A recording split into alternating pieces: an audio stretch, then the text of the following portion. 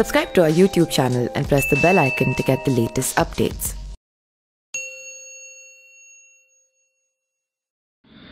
नमस्कार, मैं पिंटू सिंह यादव आप सभी का स्वागत करते हैं न्यूज़ लाइव में। दोस्तों, जब से उत्तर प्रदेश का विधानसभा चुनाव हुआ है उसके बाद चाचा भतीजे में फिर से वही तकरार देखने को मिल रहा है।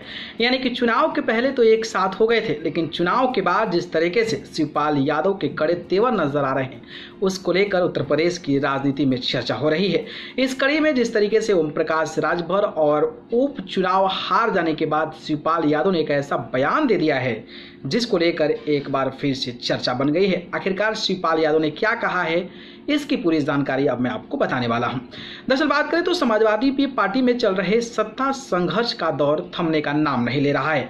अपने भतीजे यानी कि समाजवादी पार्टी के प्रमुख अखिलेश यादव को अपरिपक्व नेता करार देते हुए चाचा शिवपाल सिंह यादव ने दावा किया कि राष्ट्रपति चुनाव में उनका वोट एनडीए उम्मीदवार द्रौपदी मुर्मू के पक्ष में जाएगा। इटावा में प्रगतिशील समाज पार्टी लोहिया के प्रमुख शिवपाल सिंह यादव ने कहा कि अखिलेश यादव में परिपक्वता की कमी है, वो अपरिपक्व नेता हैं, नेताओं का सम्मान नहीं करते हैं। शिवपाल यादव ने कहा कि उनके साथ बड़ा धोखा हुआ है। उनका कहना है कि वह विधानसभा चुनाव से पहले उनके घर पर आए सपा के राष्ट्रीय अध्यक्ष अखिलेश ने उनकी पार्टी को प्रदेश भर में सीटें देने और सम्मान देने का आश्वासन दिया था, लेकिन सम्मान और जिम्मेदारी नहीं दी। अगर दी होती तो समाजवादी पार्टी आज उत्तर प्रदेश की सत्ता में होती। शिवपाल सिंह ने कहा कि सवाल करते हुए कहा कि सपा में नेताजी मुलायम सिंह यादव के बाद मुझसे बड़ा नेता कौन है, लेकिन मुझे बैठकों में ही नहीं बुलाया जाता है। मेरी उपेक्षा की वजह से 2014, 2017, 2019, 2022 के लोकसभा और विधानसभा चुनाव में लगातार सपा को हार का सामना करना पड़ा। यदि मुझे स्टार प्रचारक ही बना देते तो लोकसभा उपचुनाव में आजमगढ़ में समाजवादी पार्टी की जीत होती।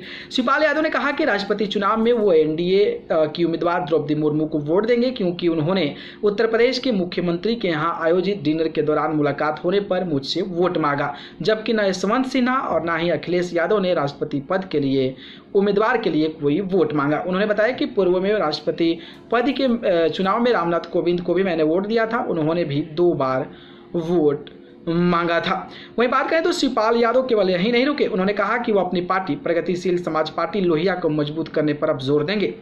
इस साल के आखिर में होने वाले निकाय चुनाव में प्रगतिशील समाजवादी पार्टी लोहिया अपने उम्मीदवार उतारेगी। सपा से अब कोई भी समझौता नहीं किया जाएगा। 2024 के लोकसभा चुनाव को लेकर उन्होंने कहा कि अभी काफी वक्त है, जब चुनाव करीब आएगा तो अपनी रणनीति मीडिया से साझा करेंगे। अखिलेश यादव में अभी परिपक्वता की कमी है। परिपक्वता की कमी न होती तो उत्तर प्रदेश के विधानसभा का चुनाव का यह नतीजा न होता। उन्होंने रामपुर और आजमगढ़ लोकसभा सीट पर हुए उपचुनाव में समाजवादी पार्टी को मिली करारी हार पर कहा कि अखिलेश यादव ने उन्हें चुनाव में न तो कोई जिम्मेदारी दी और न ही कोई स्टार प्रचारकों की लिस्ट में शामिल किया। अगर उन्हें जिम्मेदारियां दी गई होती तो कम से कम आजमगढ़ की सीट को तो जितवा ही देते।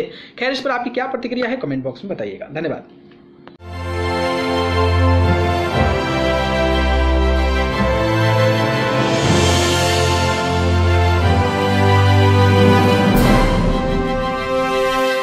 Subscribe to our YouTube channel and press the bell icon to get the latest updates.